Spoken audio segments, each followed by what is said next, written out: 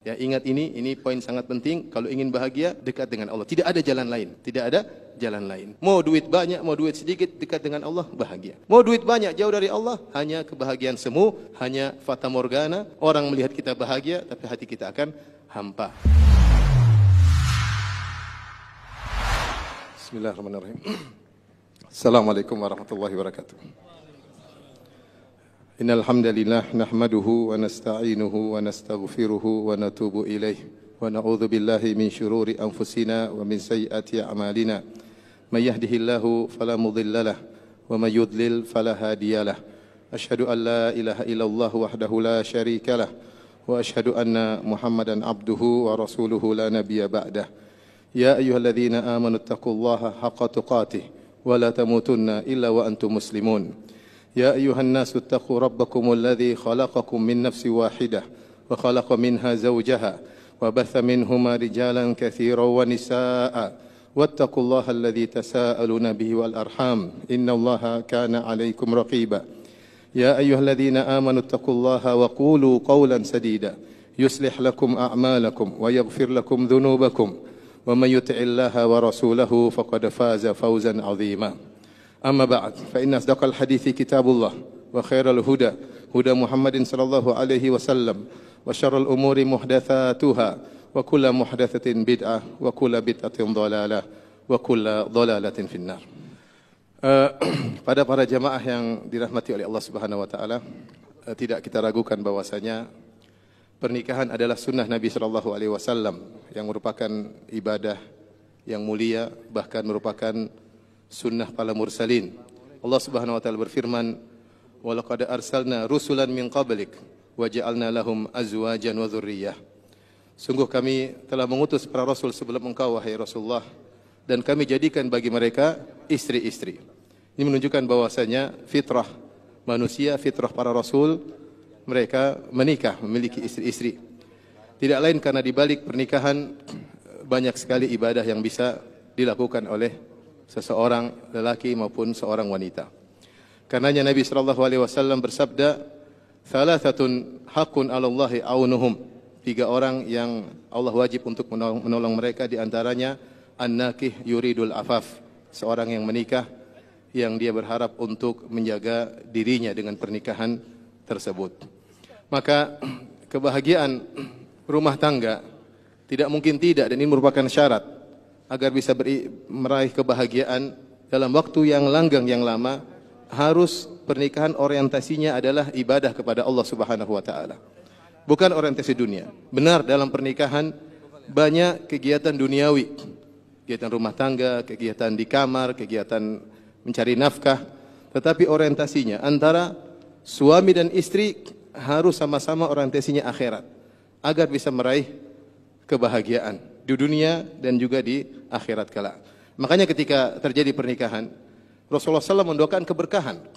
Barakallahu lak wa baraka alaik wa jama'a bainakuma fi khair. Yang artinya semoga Allah memberkahi engkau wahai sang lelaki, tentunya juga pasangannya. Wa baraka alaik, dan semoga Allah beri keberkahan bagi keturunanmu. Baraka alaik. Wa jama'a bainakuma fi khair, dan semoga Allah menggabungkan antara engkau dan istrimu dalam banyak kebaikan. Rasulullah SAW doakan tentang keberkahan. Keberkahan apa? Keberkahan adalah kebaikan yang menetap, kebaikan yang banyak yang menetap. Tidak dikatakan suatu itu berkah kecuali di situ ada kebaikan yang banyak dan menetap. Oleh karenanya, jadikanlah pernikahan antara, nasihat kepada akhi Ibrahim bin Bedi Abdad, kemudian juga kepada ukhti Afaf binti Fuad Bishr, ya. Jadikanlah pernikahan antum berdua sebagai sarana untuk meraih pahala sebanyak-banyaknya. Dan itu start dari awal. Begitu awal pernikahan, jangan lupa jalankan sunnah-sunnah Nabi sallallahu alaihi wasallam, ya, kemudian doakan istri, kemudian jangan lupa doa untuk berhubungan, kemudian juga salat 2 rakaat. Lakukan sunnah sejak awal. Begitu malam, latihan untuk mulai salat malam, ya. Bangunkan istri, istri bangunkan suami. Dengan demikian kehidupan rumah tangga akan menjadi indah, ya.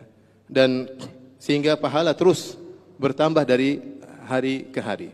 Dalam rumah tangga banyak sekali ibadah yang bisa kita lakukan, ya. Mencari nafkah adalah ibadah, ya. Mengurusi istri adalah ibadah, mengurusi anak adalah ibadah, ya. Sampai-sampai para ulama berpendapat jika ada dua orang lelaki, si A dan si B, yang A dia rajin beribadah, dia syabab, a'zab, ya, jomblo, tidak punya istri, waktu dia untuk beribadah banyak, untuk baca Quran, untuk sholat malam, ya, untuk puasa sunnah. Sementara si B waktu dia kurang, karena dia punya istri, karena dia punya anak, dia harus mencari nafkah. Waktunya habis untuk ngurusi istrinya, waktunya habis untuk ngurusi anaknya. Tetapi kata para ulama, yang terbaik adalah si B daripada si A. Kenapa? Karena ketika dia mengurusi anak istrinya, dia membanting tulang, mengeluarkan keringat untuk mengurusi anak istrinya karena Allah.